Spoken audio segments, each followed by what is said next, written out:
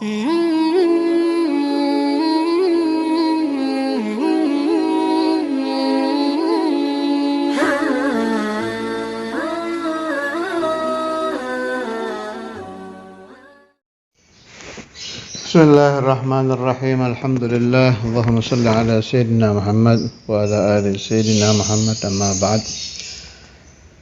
Kitabul Hikam, hikmah ke-17.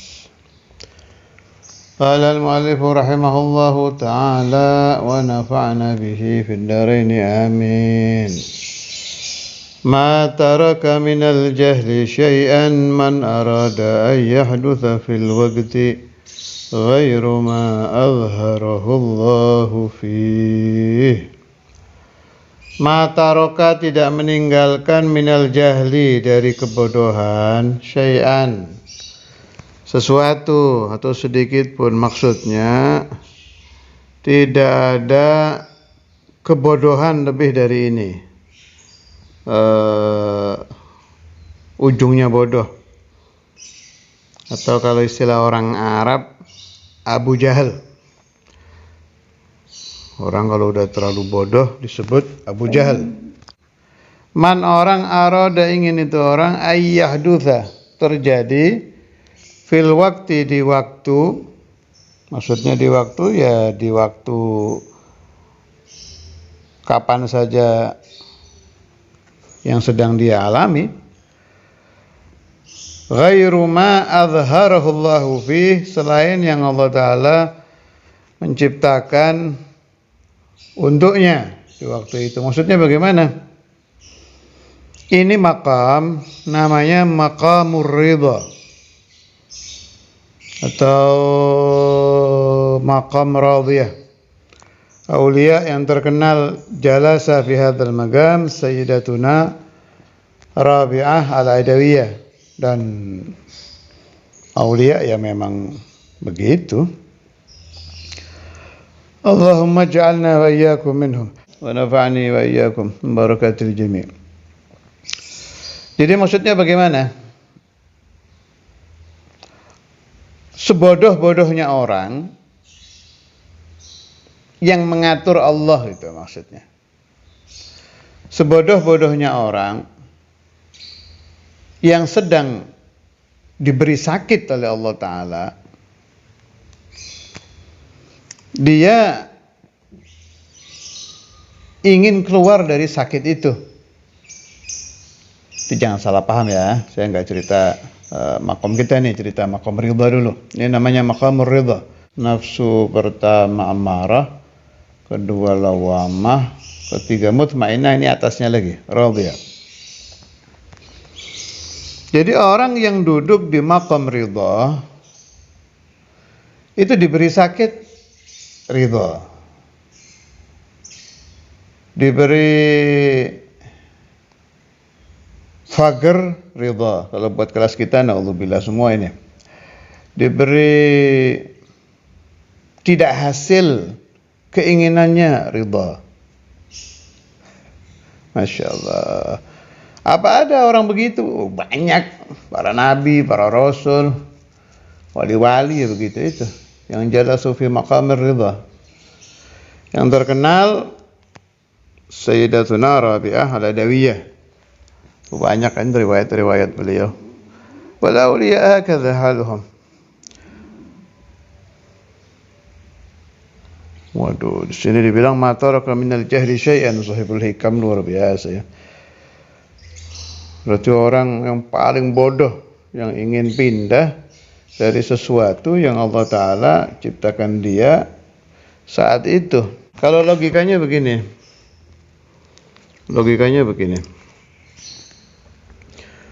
Kita dengan Allah mengerti mana tentang yang namanya baik.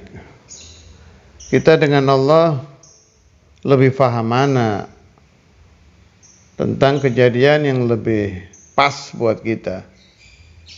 Contoh, kita tidak mau penyakit, naudzubillah. Tapi Allah Ta'ala tidak mau memindahkan penyakit kita selama taruhlah 12 hari. Kita dikasih sakit dari tanggal 1, 2, 3, tanggal 3 udah teriak-teriak minta sembuh. Ditambah sama Allah 4, 5, 6 belum hilang juga. 7, 8, 9, 10 pas tanggal 12 hilang. Ah, kita kadang sok tahu kan. Ya Allah, kenapa 12 hari? Saya bikin 3 hari. Nah, ternyata nanti nih ketika kita sudah fil jannah insyaallah, Allahumma ja'alna wa iyyakum minhum, kita lihat di catatan kita ternyata 12 hari itu penghapusan pas dosa-dosa kita dari ini tuh habisnya pas tanggal 12 gitu. Kita kan cuma menghitung gak kuat sakit minta sembuh selesai.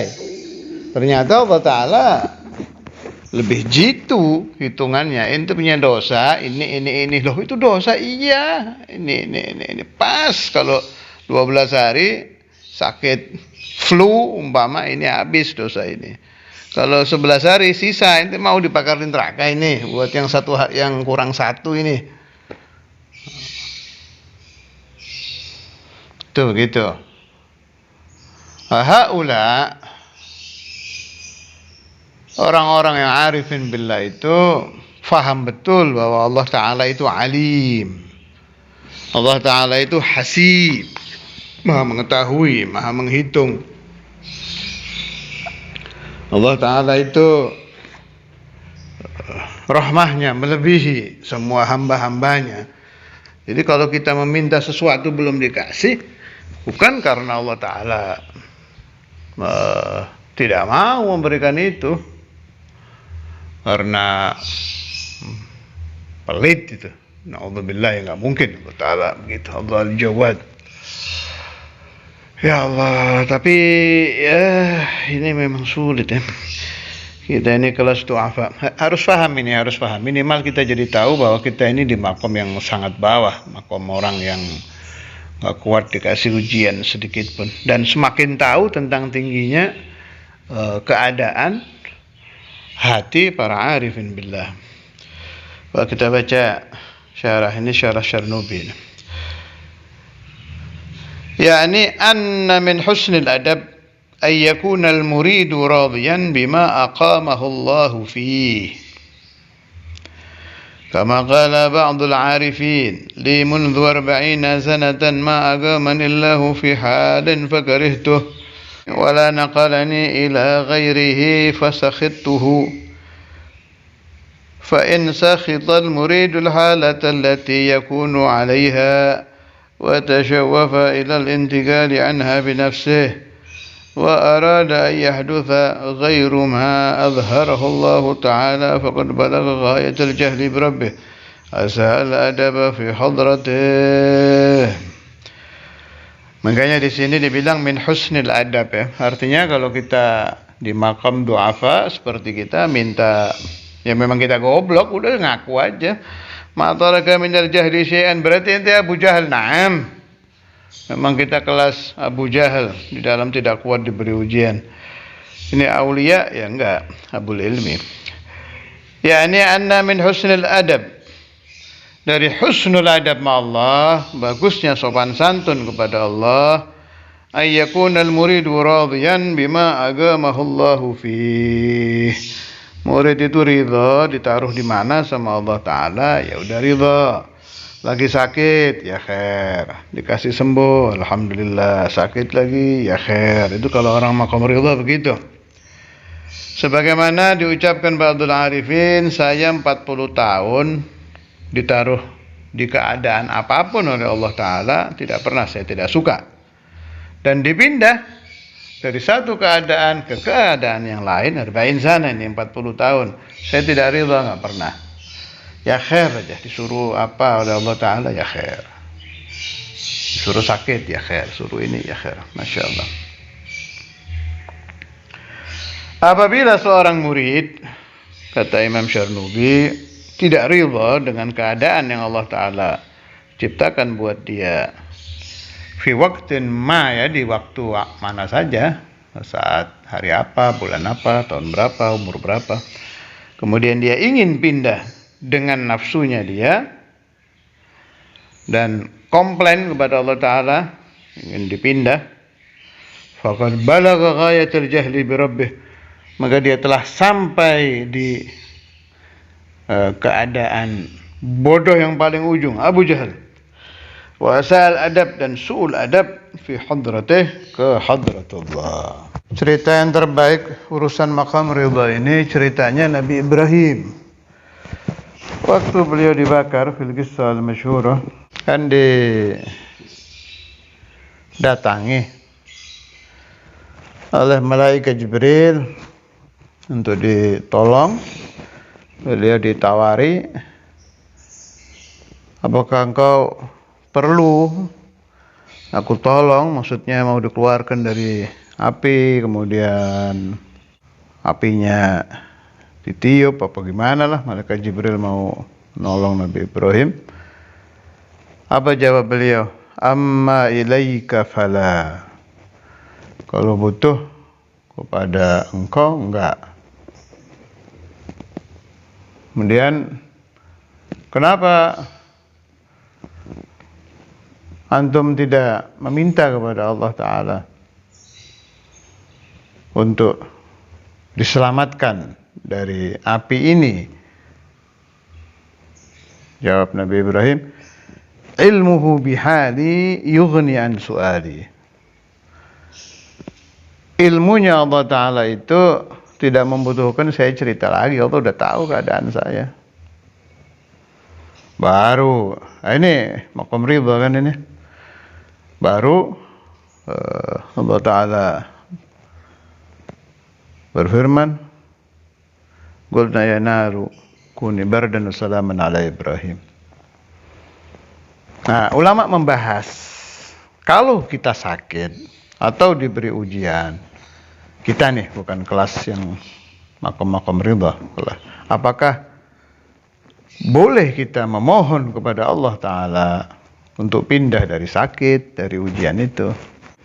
Jawabnya, boleh. Buat kelas kita tidak apa-apa. Tapi ada nasihat yang bagus saya temukan dari Habib min masyayikhi, Syekhuna Al-Arif Billah Habib Ali Batu Pahat. Saya beberapa kali tabarukan dan istifadah ke rumah beliau di Malaysia.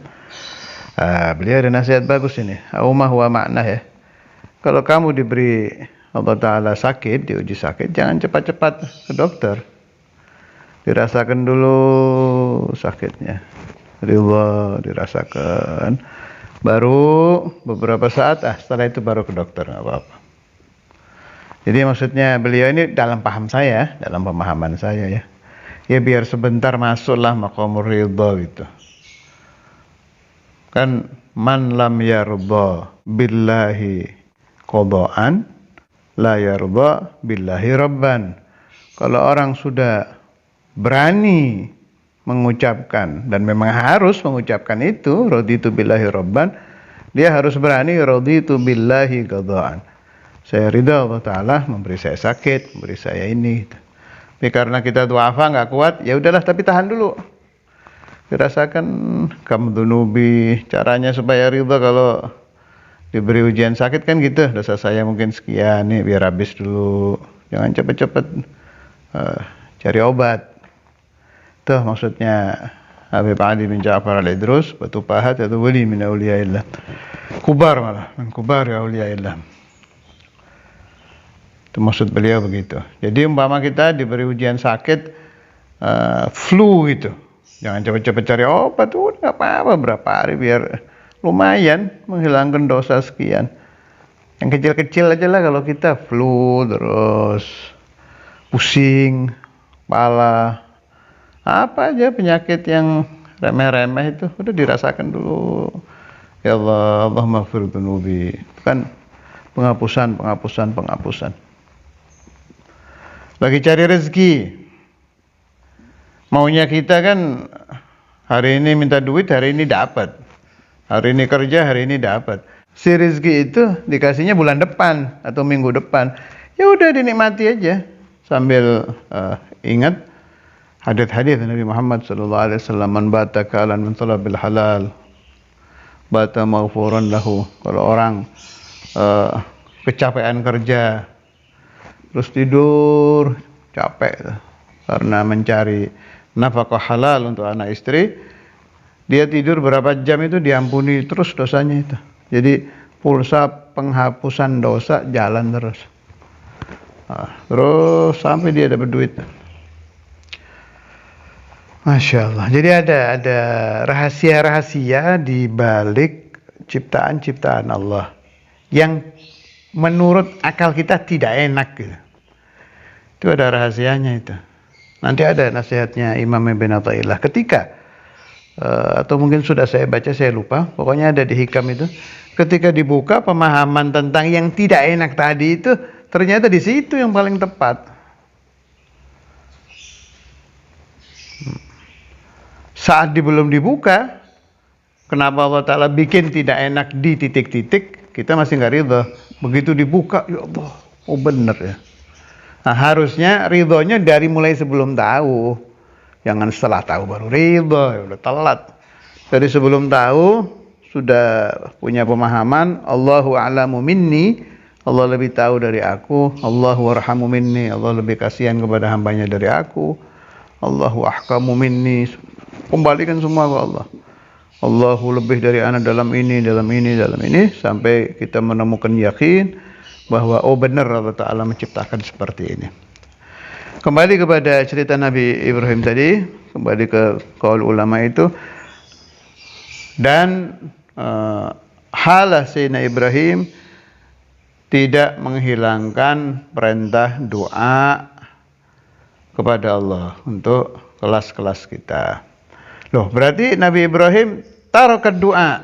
Beliau tidak mau doa, padahal doa kan disuruh, dunia astajib lakum. Nah, dijawab oleh Imam Bajuri itu, nggak salah syarahnya waktu itu. Kata beliau, lah bukan seperti itu. Orang-orang kumal, orang-orang yang magamnya kamil seperti Nabi Ibrahim itu, yantagilun min hal ila hal. Kadang begitu, mereka pindah dari satu keadaan rohani ke keadaan yang lain.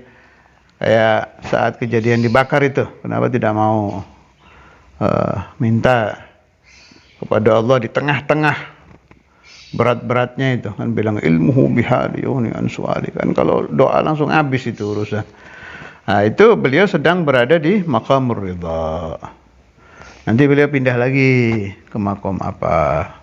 Lagi maqamud doa. Ya, doa. Banyak kan cerita-cerita Nabi Ibrahim doa. Kayak apa?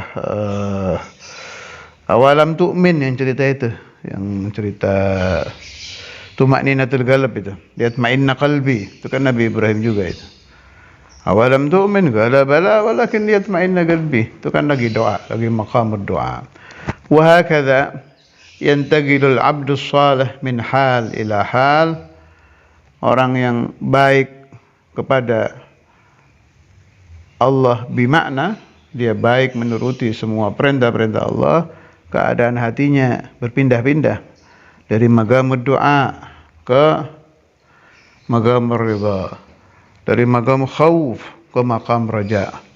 Maqam itu kalau saya ngartikan keadaan ruhani lah. Kan kadang wali itu nangis, nanti senyum terus. Kan gonta-ganti, itu tergantung situasi ruhaninya sedang apa kepada Allah Subhanahu wa taala. Ada lagi satu riwayat saya dengar dari paman saya, Syekhuna Al-Habib Syekh bin Ali Al-Jufri. Bahkan beliau masuk di cerita ini, hadir di situ dari awal sampai akhir. Lumayan panjang ini cerita ini. Yang saya maksud panjang di kejadiannya. Kalau di ceritanya sih singkat. Jadi dulu itu ada dua wali, Habib Ahmad dengan Habib Ahmad. Namanya sama-sama Ahmad. Yang satu Habib Ahmad bin Ali Bafagi, Habib Ahmad Jogja itu, Ahmad Tempe. Sahibul Karamat wal Ahwad wal Jazabat. Terkenal Habib Keramat zaman beliau. Itu Habib Ahmad Tempel Jogja itu ahlul ahwal dan ahlul jadzab yang boleh dimintai doa. Jadi Habib Abdul Qadir bin Ahmad Jeddah Al-Qutb itu pernah kalam makna tidak boleh minta doa kepada orang majdzub dan ahlul ahwal kecuali fulan wa fulan.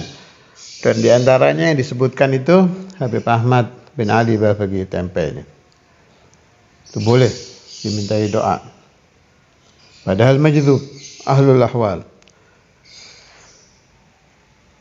Habib Ahmad ini barangkali ada murid atau keluarga Habib Ahmad Jogja yang dengar cerita saya ini dan ada kelirunya, tolong saya diingatkan dan diperbaiki. Saya dengar seperti ini ceritanya dari Habib Syekh Al-Jufri. Jadi Habib Ahmad itu mulai lahir itu maaf agak pincang gitu kalau jalan tuh.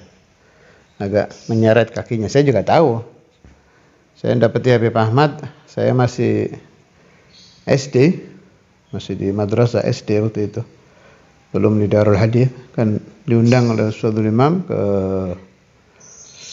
Darul Hadith waktu haul. Saya sempat ketemu satu kali, itu saja seumur hidup saya sekali saya ketemu. Jadi Habib Ahmad ini diuji oleh Allah Ta'ala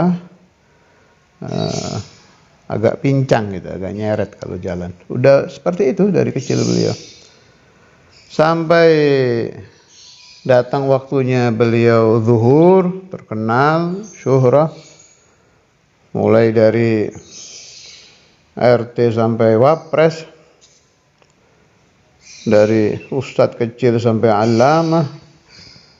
Merubung beliau, minta doa kepada beliau. Terkenal mustajab doa ini Habib Ahmad, mujabud doa. Ba'dul Hujjaj di Jakarta waktu itu ingin khidmah, ingin ngabdi ke Habib Ahmad, mau dioperasi itu kakinya itu. Akhirnya sowan ke beliau, ini Habib Syekh Al-Jufri tahu semua ini cerita dan masuk di situ. Namanya ngabdi ke wali, jelas amrun jayyid, amrun hasan. Kalau tidak dikatakan ahsan malah sangat baik. Sudah terjadi. Dioperasi Habib Ahmad sembuh, jalan biasa. Walakin tetapi tidak lama setelah itu beliau wafat, berpulang ke rahmatullah azza wa jalla. Selesai ini, gak ada orang tahu apa-apa. Sampai berita ke Syekhuna Al-Habib Ahmad bin Abdullah Al-Attas Ben Hil, sahib Asma'illah Al-Husna yang terkenal itu. Dipanggil Habib Syekh. Habib Syekh Al-Jufri dipanggil, dibilang, ya Habib Syekh, kenapa ini orang-orang mengoperasi kakinya Habib Ahmad Jogja ini? Habib Ahmad bin Ali Bafaqi. Itu sirnya di situ. Ada rahasia Allah di situ, sirrullah di situ. Di pinjangnya kaki beliau itu. Begitu ini diobati, meninggal. Sirnya diambil. Sebegitu banyak ulama dan orang-orang soleh waktu itu, tidak ada yang ngerti masalah ini illa Syekhuna Al-Habib Ahmad bin Abdullah Al-Attas bin Hil. Satu aja itu yang jeli itu, mengetahui sirrul qadar, rahasia takdir. Ini yang sering saya bahas, ada qadar, ada sirrul qadar, rahasia takdir. Karena itu paling bagus setiap ada apa-apa kembali ke Allah. Wah, jangan-jangan Allah memang kepingin ini urusan begini. Jangan-jangan kalau ini tidak saya lakukan, saya pakai otak saya sendiri, pikiran saya sendiri, malah runyam nanti urusannya ini.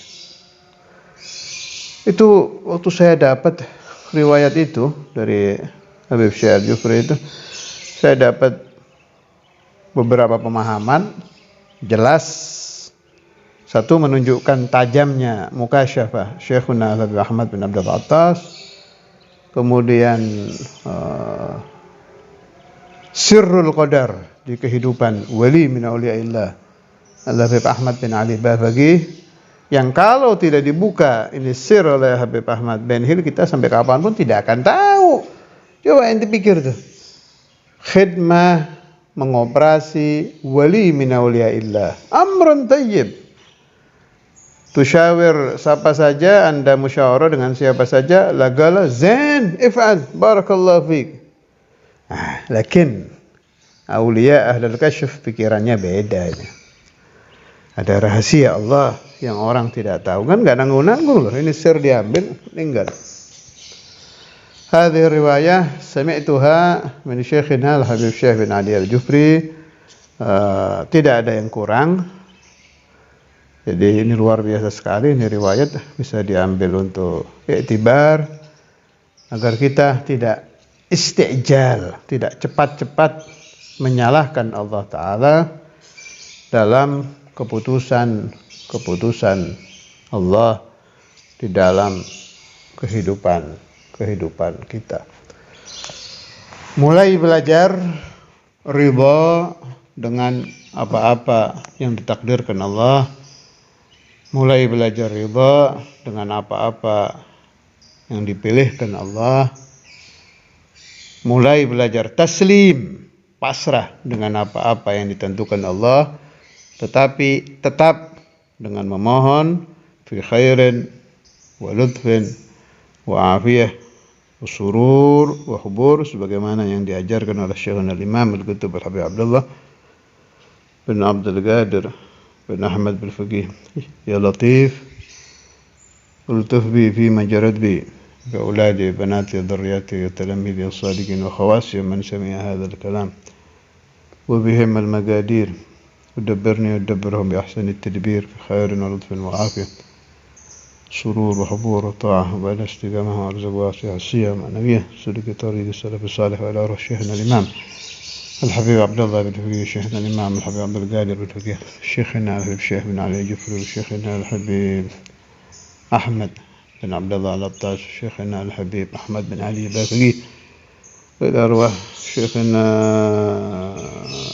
في السعيد، شيخنا في عبيدة، شيخنا في أرميا، وجميع مشايخنا جميع الأولياء وأهل سلسلتهم من الأنبياء المرسلين، سيدنا إبراهيم، سيدنا الخضر، وخصوصا دار السيد ابن عطاء الله السكندري والإمام البوصيري وأهل سلسلتهم صاحب مشيشية سيد الشاطري والشيخ سيد ابن عطاء الله سيد المرسي، جميع أهل سلسلة الطريقة الشاطرية، جميع أصحاب الطرق إلى حضرة النبي. فاتحة.